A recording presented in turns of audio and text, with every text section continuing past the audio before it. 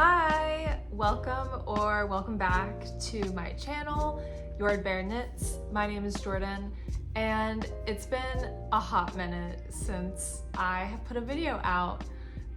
So if you are returning, thank you so much. I don't really know what happened. I had recorded a video, I think at the end of July, and then I just was not feeling motivated to edit it. And then because of that, I also didn't want to record another video, without having the previous one uploaded.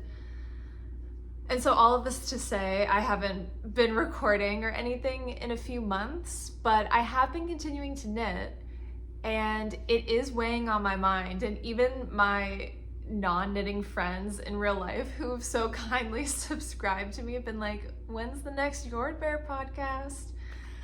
And I'm like, I don't know, but I have been wanting to sort of get back on the podcasting or video sort of train. So I figured I'm just gonna start with what I have. I'm filming this little intro to let you guys know, but you will see in the following video, I'm wearing a different shirt. I'm upstairs in our cool office. I think my hair is a little shorter. But I did want to put it out there because I feel like it needs to be put out first before I can do the next one. So here it is. Thank you so much for coming back, or if you are here for the first time, thank you. I really do want to try to get back filming and recording and posting videos again because I truly love watching other people's channels so much, and I hope that I can also join the ranks of others. I don't know what I'm saying. I'm rambling. So anyway, thank you. Here's the old video. Bye. Hello, welcome back to the Jordbær Knits knitting channel. My name is Jordan, and I talk about my knitting projects here. I have not done so for a little while, and I actually recorded this whole video over a week ago, and I was not happy with it. My mom very kindly gifted me a fancy new little tripod with like a little ring light and everything so that I can be very professional with this.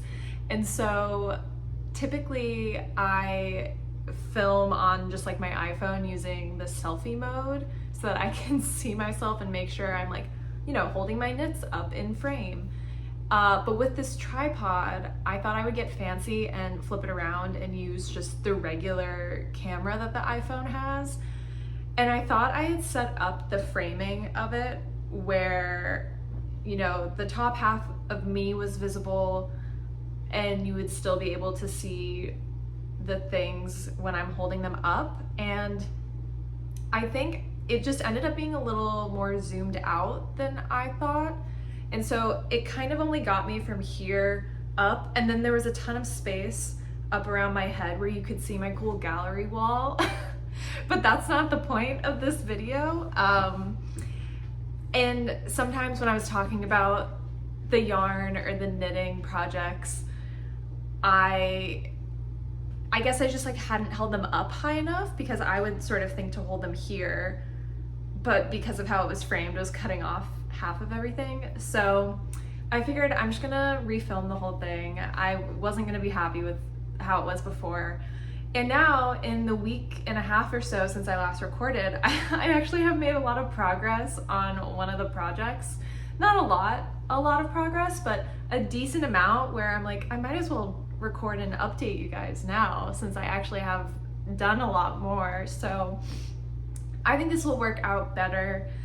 I think just this filming location seems to feel the best, especially now that I do have a tripod with a light, so I don't have to worry about the window not bringing enough light in. Because I do have a nice window in this office. It just, because of where it's located, the lighting is kind of indirect and it always feels like slightly too dark in here. But anyway, now that that is out of the way, I haven't recorded in a while just because I've been doing some traveling. I went back home to see my family, which was really nice, and I was able to give my mom one of the knitting projects, well, the only finished object I'll be talking about. I gave that to her for her birthday, which was awesome.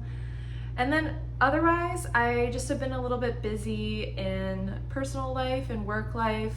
I work in academia, and so the summer semester is coming to an end and we're gearing up for fall, so it's been busy, and it's also been very hot here, and so just the combination of those two things, I feel like I haven't been knitting quite as much as I had been previously in the spring. I feel like in spring I was doing so much and going so fast, for me at least, and it's slowed down a little bit now, but that's okay. It ebbs and flows, and I still have one finished object and technically three actually, but more like two works in progress that I will talk about, which I'm very excited about.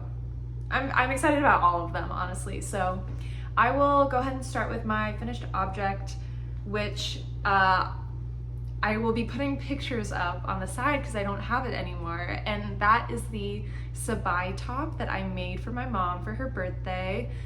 This is a pattern by Susanne Müller or Paula Strickt, and it was really fun to make. It is a nice little boat neck, sort of tank top or blouse, and the original pattern, I'm trying to remember the yarn that it calls for. I don't remember the name exactly, but it definitely is meant for a summery fiber, like a cotton, linen, silk, probably even. Anything that's gonna be super breezy, maybe light, depending on the specific material. And I ended up using, I can fully show it on camera now without having to change the color. I was using Leverett by Valley Yarns, which I want to say is maybe it's the yarn of the company Webs. I'm not entirely sure about that, but this is 70% Pima cotton and 30% linen, and this color is Sky. So if you did see my previous video, you'll know I talked about using this yarn for this pattern. My mom knew what the pattern was going to be because I ran it by her. I wanted to make sure she liked it. But the part I was keeping a surprise was the color, and I am really happy with this color that I picked. It's such a gorgeous, will it focus? Yes! Such a gorgeous light blue, and my mom has a number of other shirts and tops in this sort of same sky blue, and I think it suits her really well, and I'm very happy with the choice I made. So with the Sabai top, there are actually two different versions you can do. One of them is sort of just an all-over stockinette. Pretty simple, still looks nice from pictures I've seen. And I actually had been interested in doing that one initially when I saw the pattern, but after reading some reviews on Ravelry and just thinking about it more, I was a little worried that the neckline would sort of roll over because there's no finishing on it, so there's nothing to stop that stockinette from curling. And I do really like the simplicity of it, but I felt like, especially considering this was a gift that I was giving someone, I wanted just like a little extra something to make it a little more exciting. And so I ended up choosing I think it's the version 1 in the pattern. And that is where there is a little ribbing detail at the top. And then the ribbing continues along the arm, down all the way on either side of the seam, and it meets back up with the ribbing again at the hem, which I think looks really nice. So when you cast on, you immediately do so in the round, and you do, I want to say 2 or 3 sort of rounds of stockinette before you change to the ribbing. And if you've knit blouse number 1 by My Favorite Things Knitwear, it's a pretty similar construction in terms of the shoulder seam. So you put some stitch markers on either side, and then you're sort of increasing out on either side of the stitch markers to create the sort of the right and left shoulder panels on the front and the back. And you keep the ribbing pattern as you do so, and then obviously once you get to about there or here, you stop. You don't have to keep increasing because there's no sleeves, obviously. And when you are doing the front and the back panel, like I mentioned before, that ribbing does continue down along the armhole. So you are continuing that on either side, and then eventually making some increases to do the shaping. You connect back in the round, maintaining that ribbing for the little panels on each side, and then the rest of it is in the round. You sort of mimic the neckline with the hem in that you do a few more rows of ribbing and then switch to stockinette, and that's how you finish it off. And I think it looks really nice.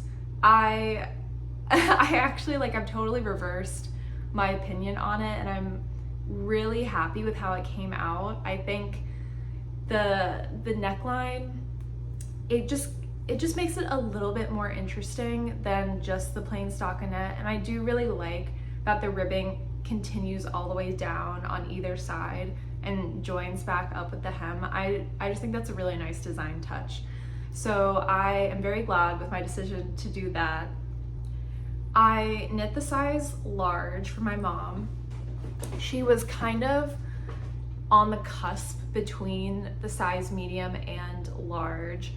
And I will say I did not gauge swatch for this, which this year I've really been trying to be good about doing gauge swatches for all my projects. But with this one, I don't know, I think I was just excited to start it. I knew that I kind of had a deadline because I wanted to finish it when I went home so I could give it to her and I didn't have to mail it. So I was on a little bit of a deadline. I knew I was going to be working with cotton, which can stretch when you're washing it. So I guess I just wasn't really that worried about it. I don't know. But so anyway, I ended up choosing the bigger size between the medium and the large, partly because of that, and also partly because my mom and I both have long torsos. And when I made her the Stockholm slipover a few years ago, I think I had to go back twice to add more length to it. Like the first time I added length, I still didn't do enough. And I did not want that to happen again. And so I figured I'm just gonna do the bigger size, be on the safe side, because it's better to have something too long, or especially for the summer, I feel like being breezy and having a little extra room is probably better than it being close fitting, unless you're specifically doing like a close fitting tank top, like the mixed rib cami handmade by Florence, which I definitely recommend if you are looking for a form-fitting tank top. But anyway, so I did the size large. I'm very happy with that decision. I did use 4mm needles, which is the size recommended in the pattern. And I'm sorry to report that I don't even have a finished gauge. Like, I have no idea if I met gauge. I gave it to my mom once I finished it. She even was able to wear it when I was still in town visiting, because since this is cotton and linen, you can put it in the washer and dryer, which is amazing. And so she was able to wear it pretty immediately. And so I didn't even think to measure, to be like, wait, let me pull out my tape measure and count my stitches. So chances are I think I'm on gauge, if not being a few stitches too many, which I tend to lean towards. So yeah, I'm pretty happy with how that worked. Based on the size large, I had ordered six skeins of the Leverett yarn, and as you can see, I do have a little bit of a ball left over. I do not have a scale yet to weigh my yarn, so I'm not entirely sure how much this would be, but this is probably maybe like a third of the ball left. I don't have the ball band anymore. Let me look. Hold on. Okay, so I did want to look up the yardage of this in case anyone else is interested in the top and using this yarn, or just curious about this yarn in general. It's 50 grams for 109 yards, and so I want to say that's probably like 100 meters. I feel like that's a pretty standard, I guess it's DK weight. And this does not match the yardage exactly that was given, or that is recommended in the pattern, like whichever yarn Susanne Müller recommends. But it was fairly close, and so yeah, I do have a little extra, which is good because for a very brief time when I was getting close to finishing the body, I was slightly worried I wasn't gonna have enough yarn, but I obviously have enough, and I did knit it long enough. So it's the proper length that it should be. It fits my mom really well, and she's already worn it several times in the like 2 or 3 weeks since I had given it to her. So it makes me very happy to see. So yeah, I think that's it for the Sabai top. I definitely recommend it. It was a really easy pattern to follow, especially if you wanted to only do the stockinette version, like super easy, so very beginner friendly. I think the boat neck is very flattering. Oh, speaking of the boat neck, so this is one thing.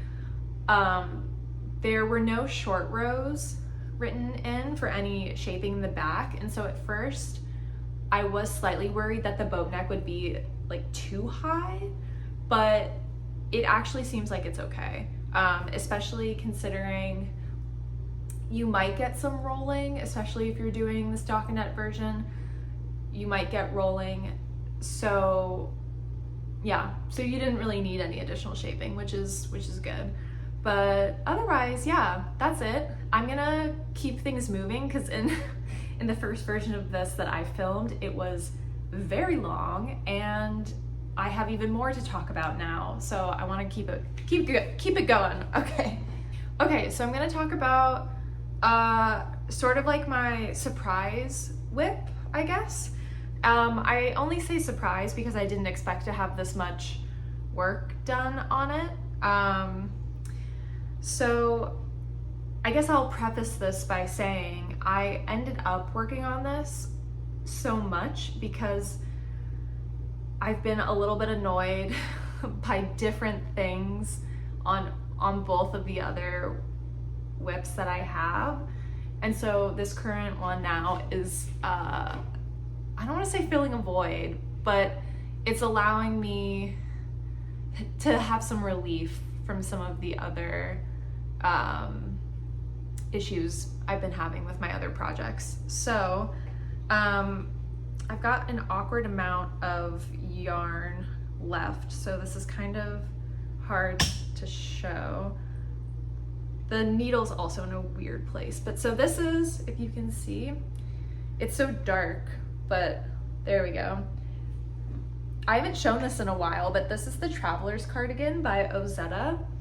I think I had talked about this in maybe 2 or 3 videos ago.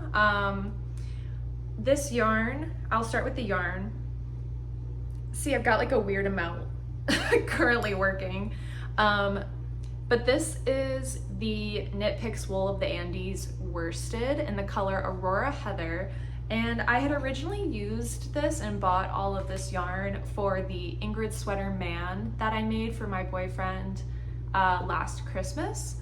And I bought the amount of yarn that was recommended in the pattern for his size, but I ended up having yarn left over, and I want to say I had 6 skeins, which is like kind of an awkward amount for worsted yarn. And I really like this color. It's a gorgeous deep green. It's a little hard to tell from just this, I don't know if you can see, but there is a little bit of heathering, like there are some little black flecks throughout, and it looks really nice. This is I guess technically the third time I'm using Wool of the Andes, and I really like it. I had picked it because it was slightly more affordable than the Pure Gint, which is what the Ingrid Sweater Man, I believe it uses that. And the first time I used this was for the Storm sweater, which I made for myself, and I'm really happy with it.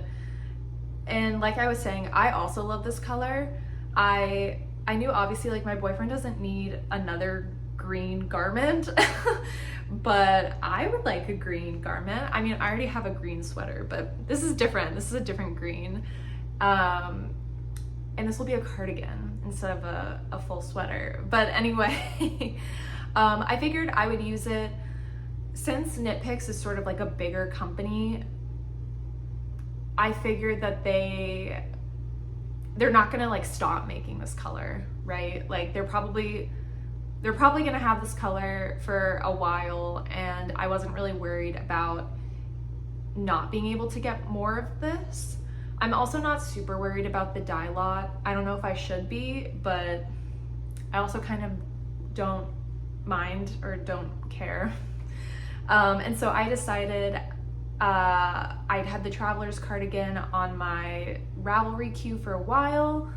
I really wanted another cardigan after I made the Step-by-Step cardigan, also by Florence Müller, or Handmade by Florence. And that one is sort of like it is a V-neck style, and the Traveler's cardigan is more of a crew neck style. And so I thought that would be a fun option just for another cardigan. And yeah, so I decided to cast it on a while ago. And I also had seen on Instagram in my Explore page some, I guess like fashion influencers maybe, I don't know, but just some people wearing this crew neck cardigan by a designer. I mentioned this in the last time I talked about the Traveler's cardigan. I don't know if I'm pronouncing the last name of the designer correctly, but it's Nikki Chasson? I don't know, but I really like that look, and a lot of the projects on Ravelry several of the projects on Ravelry for the Traveler's cardigan sort of call this like a dupe, if you will, for that Nikki Chasson cardigan. And so I figured, yeah, might as well. I mean, that cardigan is $400, I think. Like, I'm never gonna buy that, but I definitely will make my own. So yeah, I've been really enjoying how it's working up. I am using 6mm needles for the body, as is called for in the pattern. And I know the original Traveler's cardigan uses, I think it's Letlopi or some sort of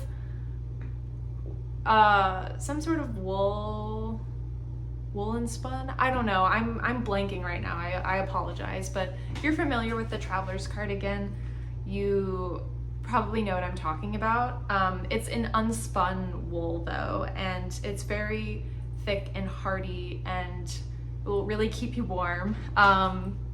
So I'm not doing that obviously, but I do think the fabric still looks really nice. Like, I knit the Ingrid Sweater Man on 4.5mm needles, which was already one size bigger than what PetiteKnit had recommended. Like, I think she calls for a 4mm needle, and I use 4.5 since I'm kind of a tight knitter, and I thought that fabric looked beautiful, especially with all the texture. It looked really nice. And so I was slightly worried when I first started doing this that using 6mm needle, even though I knit tightly, I thought it would still be too holey, I guess, but it actually doesn't. It doesn't look too bad at all. And it's interesting because when I'm holding it up, I can see sort of the light through it, but I mean, I feel like it's pretty good at not showing the light on camera even. And I have tried it on, and I mean, I can try it on here as well.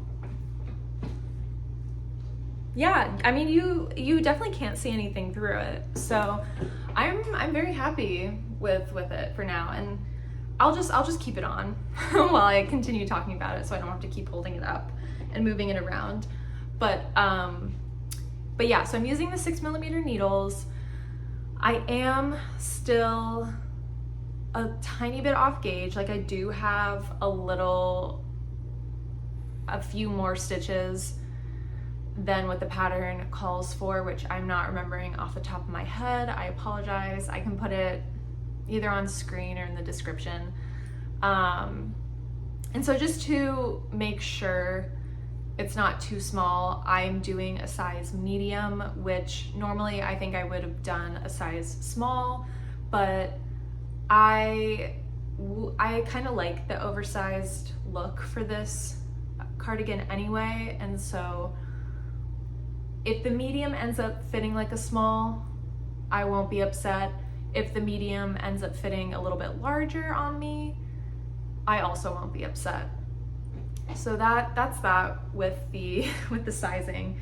Now, one of the other major things I am doing. Okay, I'm back. I didn't go anywhere for you, but for me, I had lunch.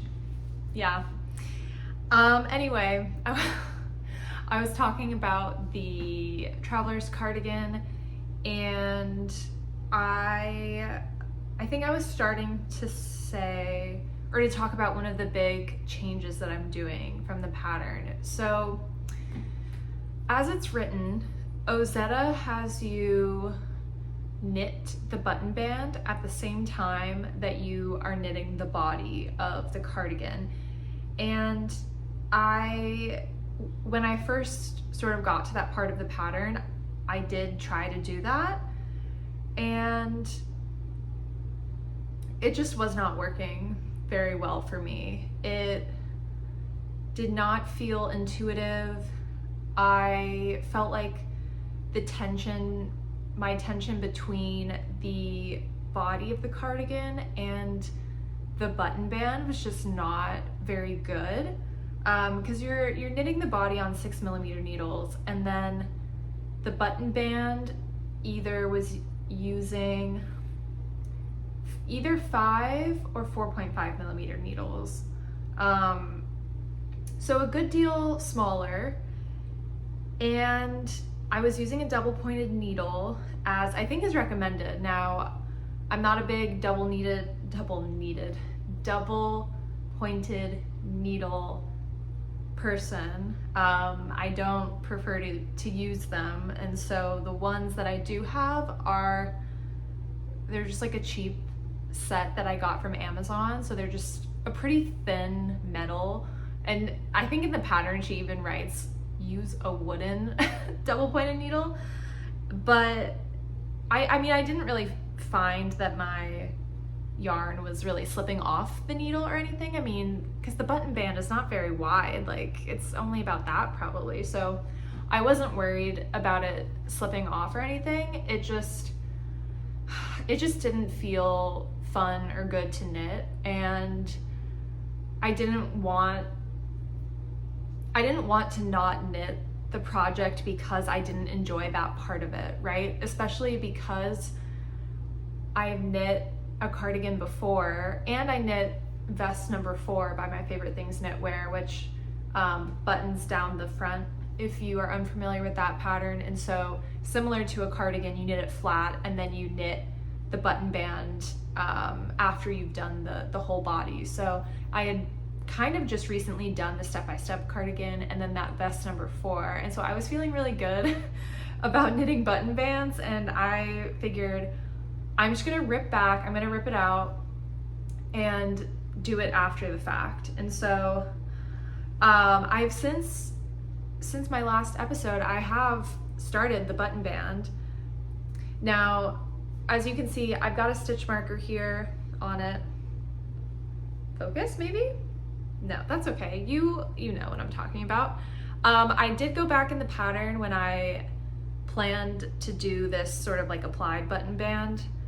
And I figured out pretty much where you would stop the increasing around the neckline and where you would have cast on other stitches to do the button band.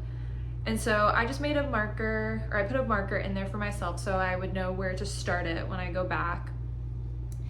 And in the pattern, it's written so that the button band is done in ribbing.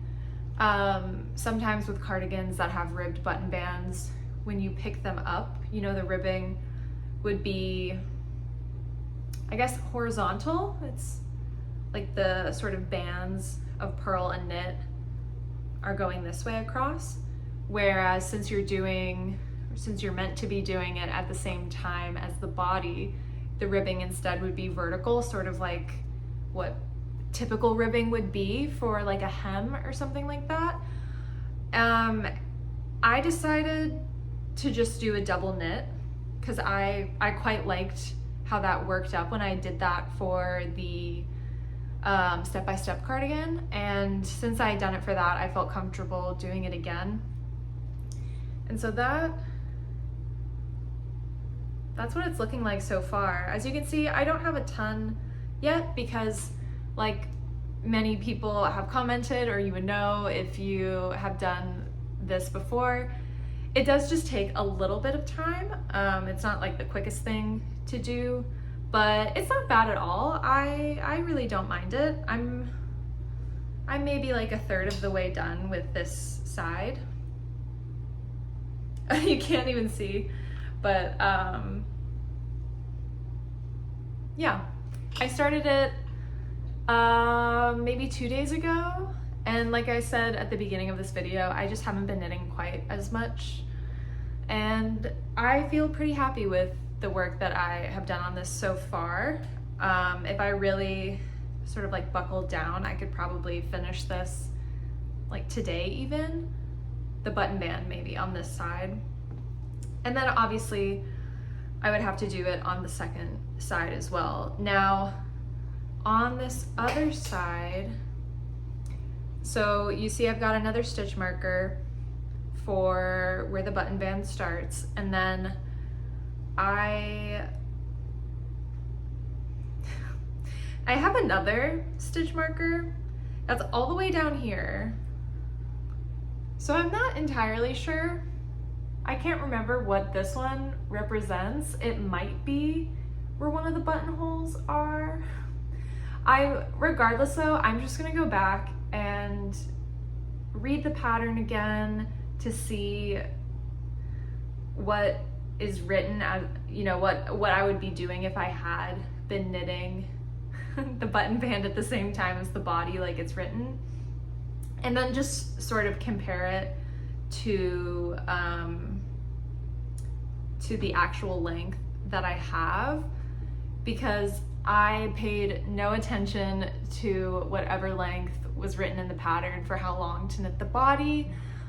I was just sort of looking at it, trying it, not fully trying it on obviously, but just going off my own measurements. And of course this is not blocked right now, but currently it sort of hits my not quite my hips, but like a little bit above, which is kind of what I wanted.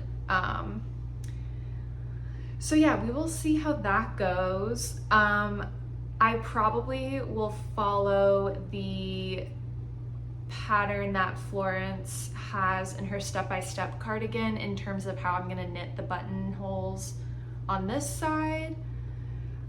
I know that I've heard from other podcasters and knitters that I think PetiteKnit has some sort of tutorial for creating buttonholes where you don't need to cut the yarn.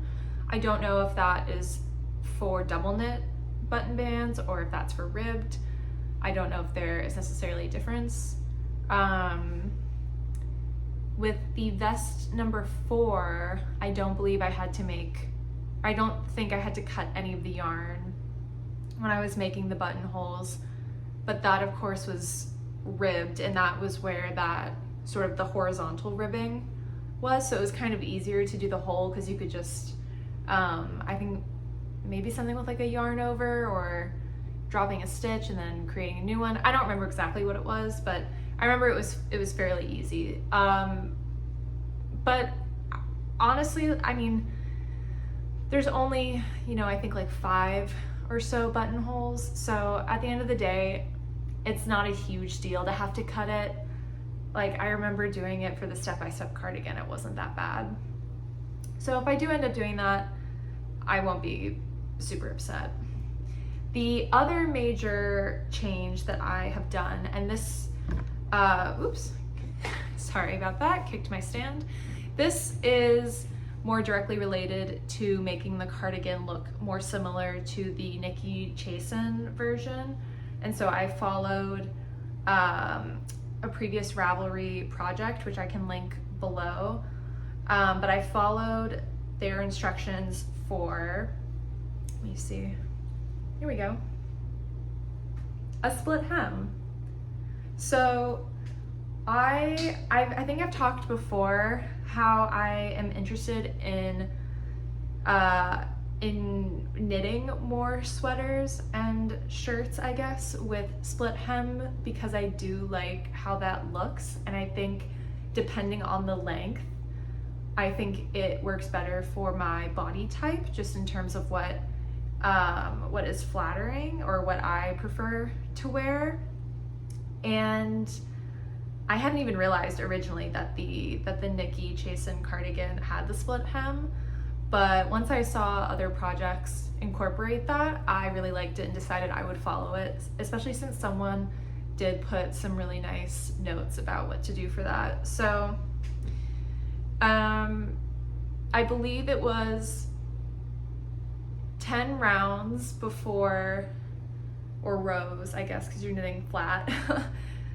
But basically 10 rows before you would be starting the ribbing. That's when you're gonna split. And it's so hard because this yarn is so dark, but if you can see where the split is, the 8 outermost stitches on either side, you knit ribbing for them and then continue the stockinette for the rest of the part. And I think it looks really nice. You do, at least I did, you sort of get where the stitches are kind of loose where you're splitting like that. Now, I have done one other sweater with a split hem. It's that one back there out of focus, the Jeju sweater, which I'm not finished yet, but that also has a split hem, and I'll just get it real quick. Okay, sorry, this is, I'm working on the bottom ribbing on this, and it's on 3mm needles, but I am using my 3mm needles for another project, so they're currently, oh my gosh, and the yarn just keeps falling. They're currently on all these DPNs, but anyway, hopefully you'll be able to see.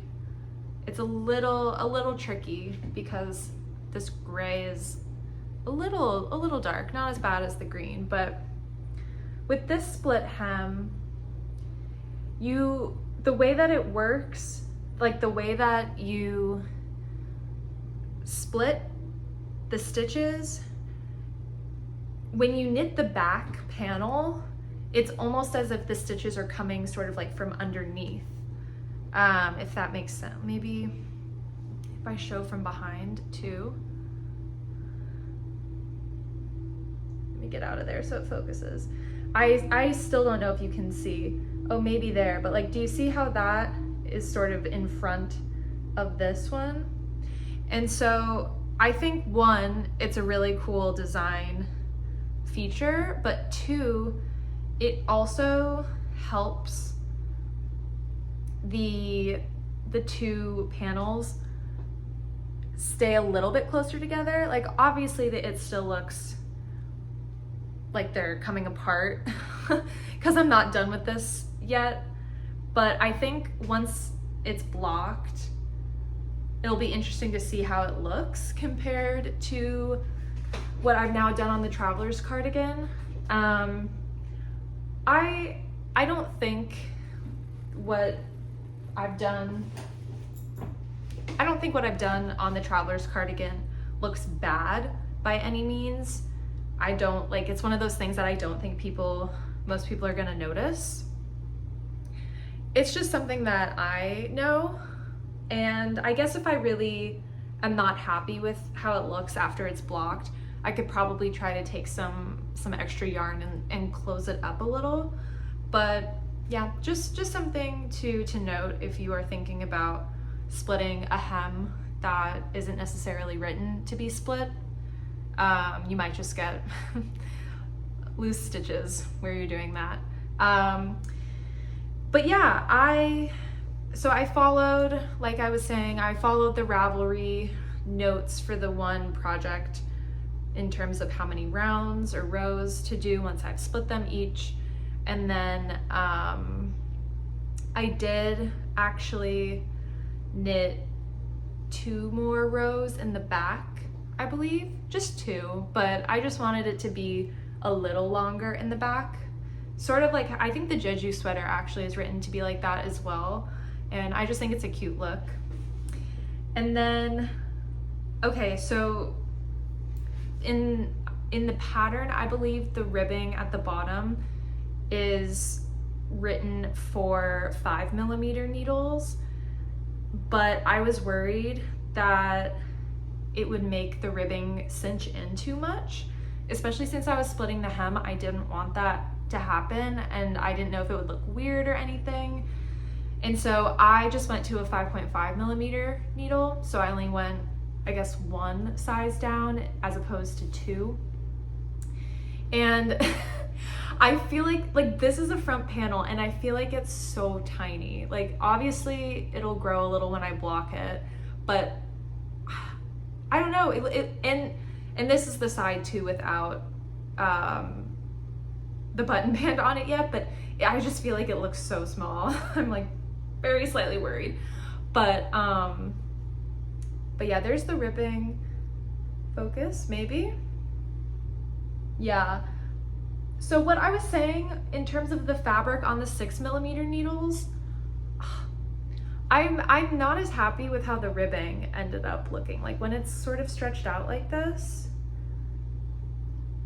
well, it doesn't look as bad on camera, but in person, I just feel like it's a little bit more holy or holier than I would like. And so maybe that's where doing it on the 5mm needle would have been better, but I think at the end of the day, it'll turn out okay. I'm just hoping once I block it that it sort of falls into place how I'm hoping. And then, yeah, like I mentioned earlier, I'm doing the double knit button band on 5mm needle. And so originally you would be doing the ribbing of the button band and the hem on the same needle size, but yeah, I sort of followed what I did for the step-by-step cardigan in terms of going down 1 size for the ribbing, but then 2 sizes down for the double knit. And yeah, I think this is it's coming along super well. It feels really exciting now that I finished the body pretty much, that I'm doing one of the button bands. So once I do the other side of the button band, I will pick up the stitches for the neckline to finish that off. And then of course I have both sleeves to do. Now I'm looking off to the side where my yarn is. I believe I have 1 more ball of the wool of the Andes. And so I obviously will be ordering more for the sleeves. I'm planning, I think, to do 4 balls. I feel like that'll be enough.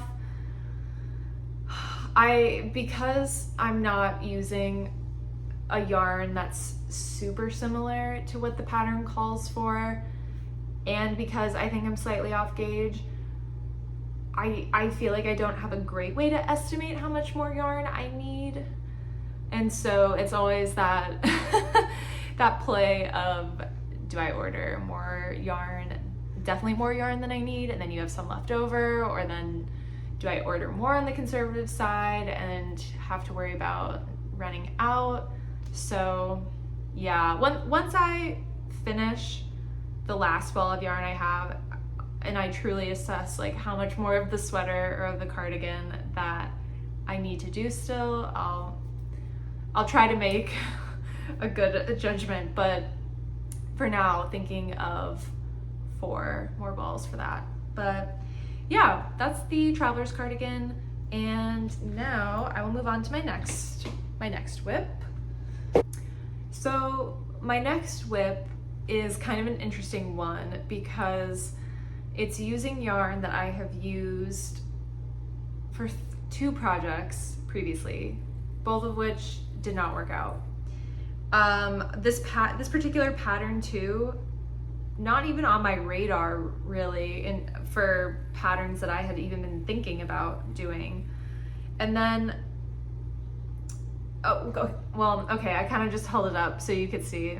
There's no point in making this longer than it needs to be. So I'm doing the Amélie Tee by PetiteKnit. Oh man, it looks really good on camera. Dang, I am really happy with how the stripes are coming out so far. So yeah, this tee is this tee I am making with Quince & Co. Sparrow, which is a 100% linen yarn. This is the color Truffle, and I'm holding it with this cake of yarn. Looks so large, it's very silly. Knit Picks Curio, which is, I believe it's mercerized cotton, and this cake looks so large because I actually am holding 2 strands of this together, and they have been caked up together. So you can see I've got the two different strands, because this is a I guess lace weight. Yeah, it's a lace weight yarn. There were, I believe, 700 or 720 yards in the 100 gram ball originally. So yeah, together quite hefty, light in weight, but wide. But anyway, yeah, if you are a returning viewer, you might remember that a few episodes ago, I had used these yarns to make blouse number 1 by My Favorite Things Knitwear in a short sleeve version. And I can put either pictures or video that I took before that was unraveled. Basically, after a lot of consideration and thinking about that piece, I realized there were a number of things about it that I was not happy with that resulted in me pretty much never wearing it. So I finished that top the first week of May, I think, because my parents visited Austin in the beginning of May, right at the first weekend, and I remember I did wear it one of the days that they were there. And I think I wore it maybe one other time after that. Every time I looked at it in the closet, I wanted to put it on and wear it. And then when I was actually wearing it, I did not like how it looked. It was not fitting the way I wanted it to. And yeah, I wasn't happy with it. There were, I guess, sort of 3 main issues I had with it. One, the neckline. I did not read in the pattern that you were supposed to use a smaller needle to cast on to make sure that it was tight and so that the neckline wouldn't be too wide and gaping. I didn't do that because I was too excited to start. And maybe if you were using wool or even, well, I've heard people say that silk does grow a lot. I haven't used it myself yet, but maybe if you were using wool, it wouldn't be as big of an issue. But since I was using cotton and linen, but I mean, just I guess any plant-based fiber really, the neckline grew too much. And I even had asked in one of my previous episodes where I talked about it, I asked you all if you had any suggestions for what to do, because I was thinking either about closing the shoulder seams up to make the neck hole smaller, or using an elastic thread. And I had some really great recommendations for the elastic, and ultimately I was just worried that even if I went through all of the trouble of buying the elastic, sewing it in, and doing all of that, that I still wouldn't like the piece, because I also had an issue with the sleeves. So I made the sleeves short because I wanted to be able to wear it in the summer, and I also wasn't entirely sure if I had enough yarn. I'm working with kind of a limited quantity of the Sparrow, and I mean, of course I can always order more, but I don't want to. And so I wasn't entirely sure if I would have enough to do the full long sleeve version. And so when I was splitting for sleeves, I wanted sort of the cap sleeve look. And so I bound off the sleeves just using, like a regular knit bind off basically, which does not have a lot of give at all. Now, it wasn't necessarily tight on my arms, like I could still move them, but there just wasn't a great range of motion. And the thing where when you lift your arms, the shirt also lifts, that was sort of happening, and I did not like that. And then the second thing was just, I wasn't entirely happy with how the colors were marling together. So I was again holding one strand of the Sparrow and the two of the Curio together, and I just didn't like it. Like, I like both, well, yeah, I like both of the colors on their own, but together, I didn't end up liking it as much as I thought I would. And instead of letting it languish in my closet, making me feel sad and guilty, I decided, like, let's just frog it and find another shirt to knit with it, because I would hate to just let that yarn go to waste. And the Sparrow yarn has given me, I don't want to say a lot of trouble, but I've not had good luck with it so far. I tried to make the top sole by Mochi Knits with it, and I ultimately frogged that because I didn't like the color of it. I wanted a taupe little top, and this reads to me as purple, and so I wasn't happy, and I frogged it. And then I thought, oh, okay, I will do the Alice top by PetiteKnit, and I bought the Curio specifically to hold with it because I thought that marling them together would look cool, and because this is relatively gray, I thought it would sort of tone down the purpliness of the Sparrow, which, I don't know, you can be the judge if you think that happened. Honestly, sometimes the Curio also reads to me as kind of purple, but that's okay. And then when I was knitting the gauge swatch for it, I realized this also would not work. And so then I finally decided to try the blouse number 1, but to make it short sleeved. But I just didn't think about what sort of just like cutting off the sleeve would work, or what that would end up doing to it. I think even if I had just knit like a few extra rounds of a sleeve just to give it like a little extra room, like where I did pick up stitches under the arm, I feel like I would have had a better shot at it looking okay. I still probably wouldn't have loved the marling, and the neckline still would have been an issue, but the sleeves probably could have been saved, but that's okay. This is just a lesson that I've learned, and I won't do that in the future, you know? But yeah, I think this Amélie Tee, I think this is gonna be the winner. I'm following this just straight to pattern. I'm knitting a size small.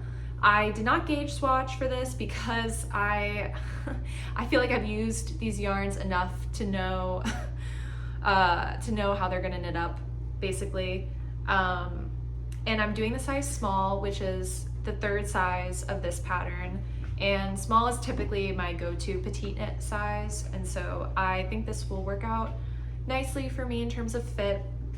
I mentioned with my Jeju sweater that I needed 3mm needles, and that's for this project. This is on 3mm needles. So as you can see, I have a, if I can hold it, I have a decent amount of it done, but the fingering weight, cotton and linen is really starting to get to me. I do understand now why people sometimes don't like working with those linen or with those fibers. And that's part of the reason why I actually had picked my Traveler's cardigan back up, was because I just wanted a break from this very fine yarn and plant-based fiber. But I do want to finish it.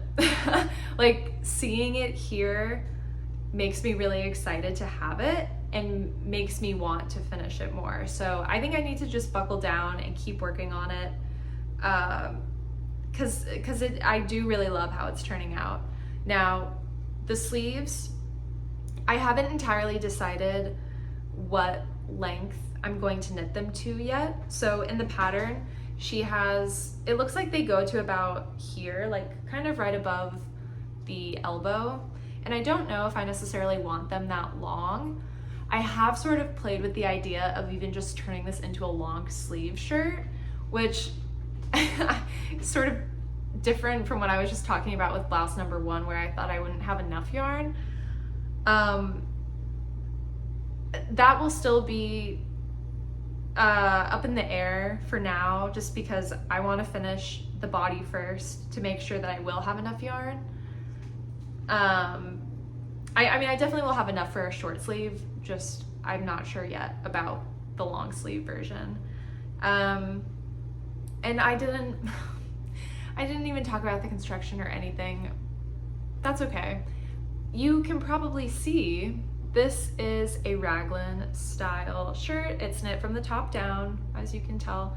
And I really like the raglan, I guess, increases here.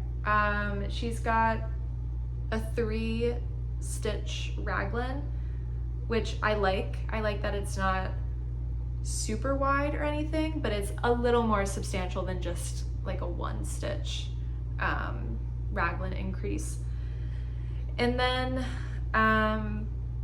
for the neckline, it's a little hard to see because it's curling a little bit, but you pretty much just do it's just a few rounds of stockinette, and I kind of like how it's just casual up there. I like that there's no ribbing at the top. I think it makes it feel more summery. I will say I'm a little worried that this is too tight. I went to try to put it over my head, and I think I could have pulled it down, but it would have been rough kind of getting it back off. And this probably is partly because I did pick up slightly fewer stitches than what is recommended, even though I tried to follow the pattern.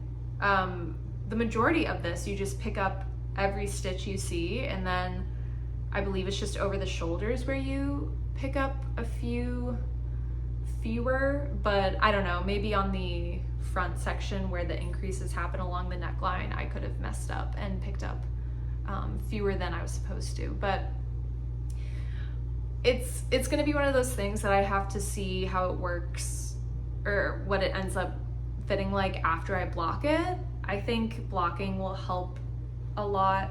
I'll be able to pull it out a little, and then if it really still is too tight, I'll just redo it. I mean, it was like 5 or 6 rounds of stockinette, and in the pattern it's written to just bind off knitwise. So that is probably why it's a little tight. So if there is an issue with the fit still, when I redo it, I'll probably just do like a stretchy bind off instead. But we'll see how that works out.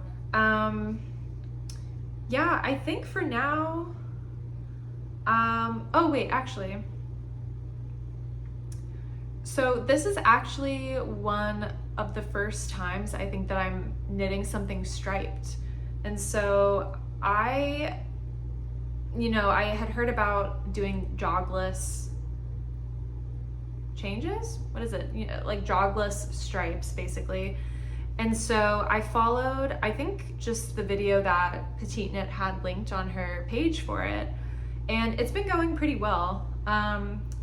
Sorry, I'm just finding the place where my round starts. So you can probably see a little bit right here. This is where I've been changing the colors. However, I feel like if you aren't looking out for it, it's pretty seamless. And it's in the back sort of corner of the shirt. Like when you're doing the raglan increases still, it's in sort of like the back of one of the sleeves. And so I think it'll be hidden fairly well. And I'm also, you can see on the inside, I've been just carrying the yarn up with me as I go so that I don't have to keep cutting and reattaching. And I think it's been working pretty well. There are definitely places as I'm looking at it where my tension is better than others. What you gonna do though? I think if you were doing this with wool, it would be a lot less noticeable. Wool would be more forgiving in that instance. But like I said, because of where it's located in the back, I don't think people are going to really notice it that much. And the other, this is just like a very minor comment sort of related to the stripe changes. When, like I mentioned, when you're knitting the raglan, the color or like the stripes would change sort of right after you've done one of the sleeves. And once you split for the sleeves and you're casting on more stitches under the arm, PetiteKnit writes that you should move the stitch marker to the middle of those stitches, which normally would make sense, and I did do that. However, because of where you were previously changing the color, there was sort of like a 4 stitch difference, super small right there, between where the new round is supposed to start versus where you would be changing color. Now, there's probably a way, I mean, like maybe if you were just carrying the yarn sort of diagonally, or like you just move it each round, you could get it to a place where there's not I don't know. It just didn't feel super intuitive to me. And because it was only 4 stitches of a difference, I just decided to keep the beginning of round at the same place. I don't think it's gonna change anything that much. But I just thought that it was worth mentioning in case you are interested in doing this pattern. And maybe this is a really easy thing to adapt to and I just was overthinking it, but I don't know, I just thought it was worth mentioning. But yeah, otherwise, that I think is it for now for the Amélie Tee. Like I said, I am really excited to have this. I think the stripes look really nice. I love this pattern of the alternating widths. I think that's really fun. And yeah, if you're looking for, a summer tee that is not one of the Cumulus tees, but you want something similar, maybe check this one out. I also think, now I have not made a Cumulus tee, but I think that they are very similar patterns. So if you already own the Cumulus tee, whether it's the V-neck or the O-neck, you could probably just adapt the stripes to it. But regardless, still a fun pattern, and I will be looking forward to updating you all on what I decide for the sleeves, because I feel like that will really change the look of the shirt. Okay, and so my final whip is, I don't know, I'm a little annoyed with it first, I will say that. Perhaps not its fault, perhaps maybe parts of it are, I don't know. But I have been slowly also working on the Mega Solar Blouse, which it always looks so weird when I just hold it up like that. But this is a pattern by Spektakelstrik. Okay, I'm actually holding up the front. It's knit in 4x4 ribbing, so it stretches out a ton, and it will look like that once it's done and being worn. But I've been working on the sleeve for a little bit now. Previously, when I needed a break from the cotton and linen, I was picking this one up because I would love to finish one of the sleeves and get a better idea of what the whole blouse looks like on, just because it is kind of hard to tell what the whole thing will look like just from this. And I will say too, I have a lot of the body left to go still. When I tried it on, I think it was very cropped still. But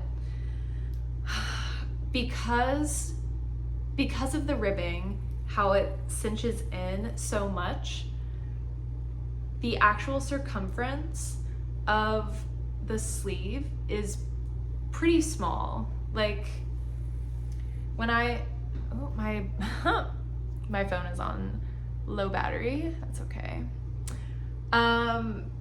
When I have the sleeve on and you can see it stretches out, it's a more perhaps normal size, but when I'm just knitting it, it's pretty small. And you can see I'm using these kind of small needles. I think this is maybe like 16 inches.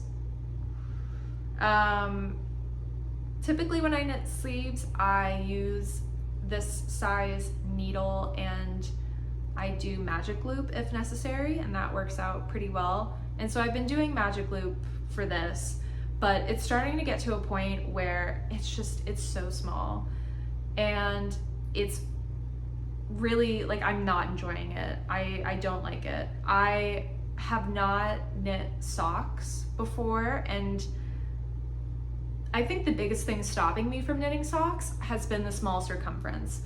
I'm not really interested in doing that. I don't like how small everything is. I don't want to use double pointed needles. I talked about earlier, I don't really like them. Magic loop feels a lot better to me, but I don't know, something about this, it's not fun. It's not fun. And so the last several rounds, I really have only been able to get 2 or 3 done at a time, and then my hands are uncomfortable, I'm not enjoying it, and then I just put it down. So I don't know if you all have any suggestions, like do I just power through it? I know some people have used, I forget the name of what they are called, but they're the little needles that are kind of double pointed, but then they have like a little bend in the middle. And I know some people really like those. I don't know if that would be worth getting for this, or I know there's 9-inch circular needles, which are even smaller than this. Maybe that would work better for me since I don't like DPNs. I don't know. I don't know. And I don't want to buy new needles if they're still not going to work and if I don't plan on using them for anything else. Also, I mean, this is knit, supposed to be knit on 4mm needles, and I'm accidentally doing them on 3.5mm, but I did not do the whole sleeve on 3.5. I changed probably somewhere around here when I needed to borrow my shorter 4mm for the Sabai top, and then I just forgot I had changed it and I didn't put them back in, and it's too late. I'm like, I don't care. Whatever. But so yeah, and then the final thing I will say, which is the final annoyance I have, is, hold on, I have to like put my whole arm in so that you can really see. Okay.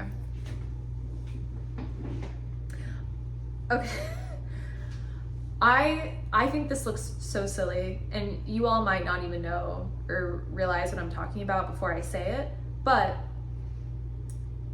when I was casting on for the sleeve, you first, after you pick up all the stitches, you do some short rows for the, to shape around the shoulders. And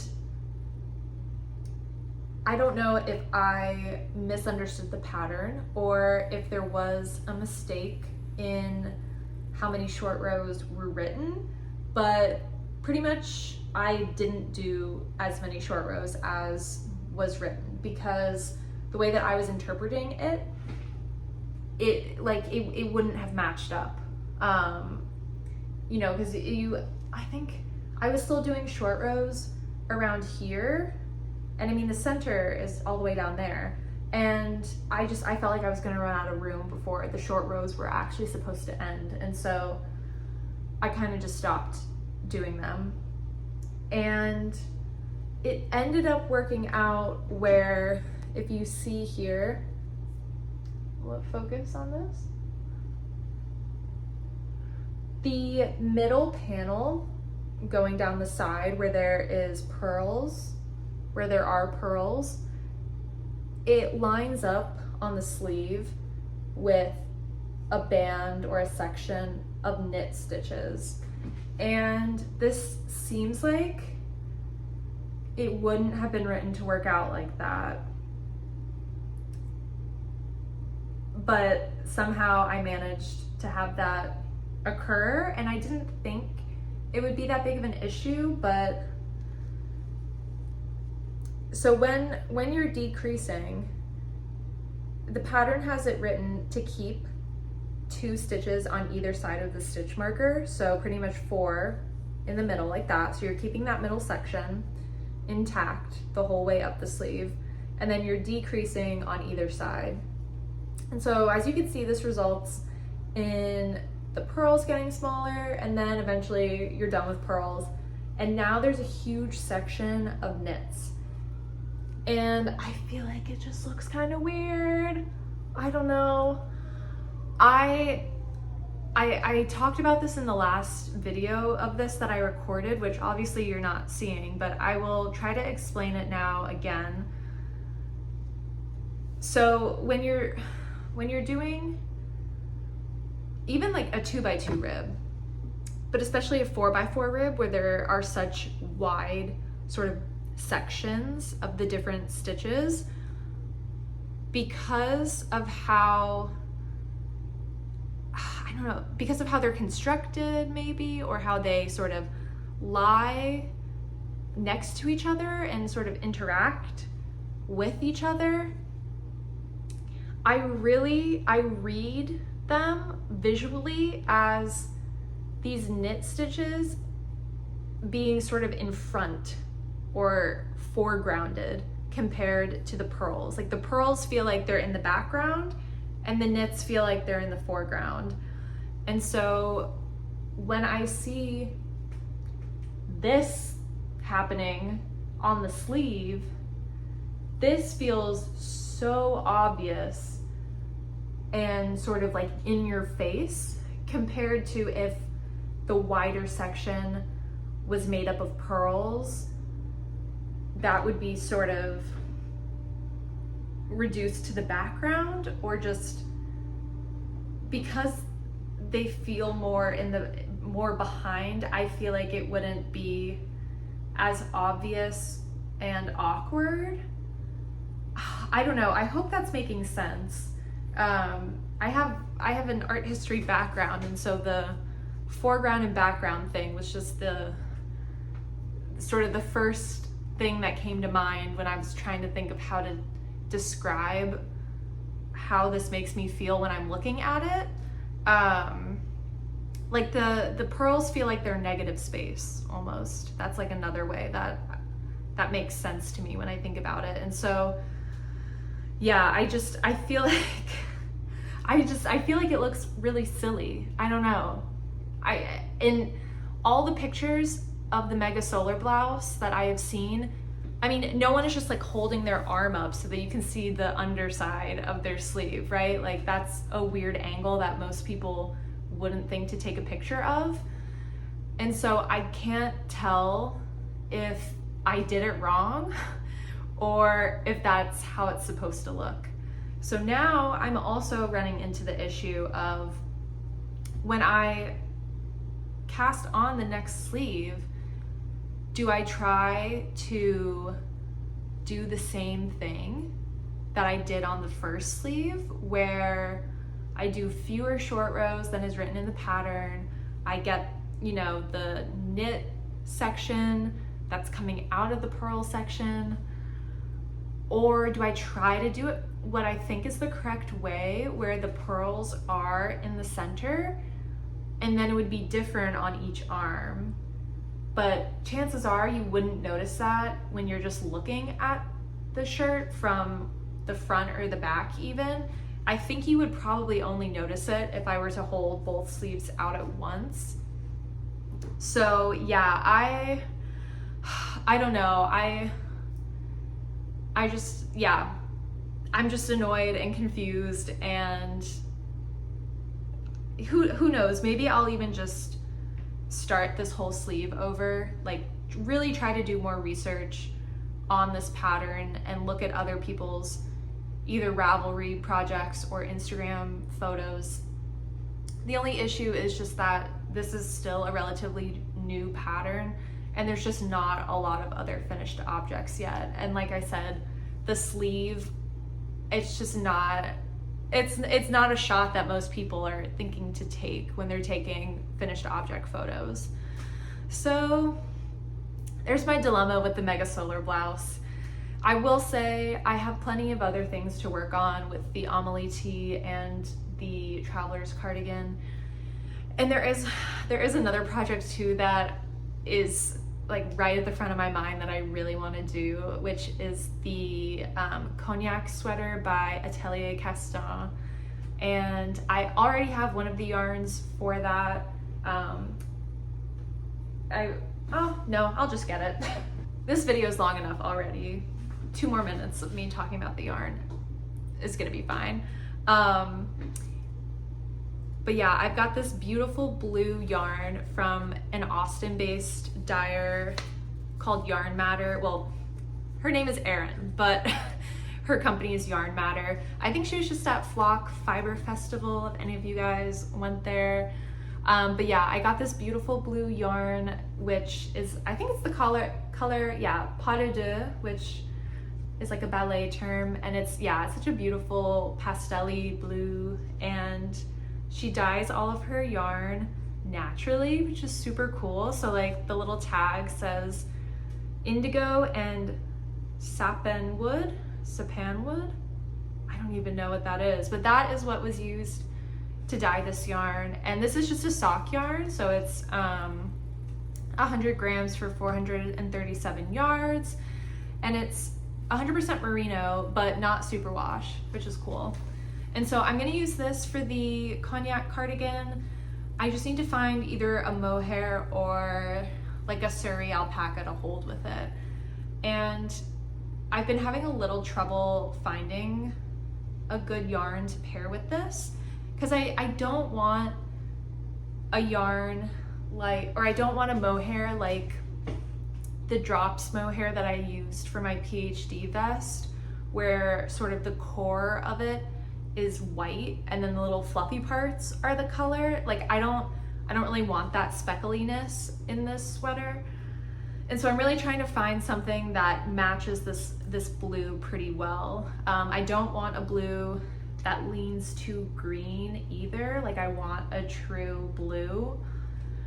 So I think I'm gonna have to go to one of my local yarn stores and just like bring this to actually match in person. So yeah, this is coming up soon, and I really want to cast this on because I'm really excited to use this. I've had it since March with the plan to knit that sweater, and so I'm very excited to do it.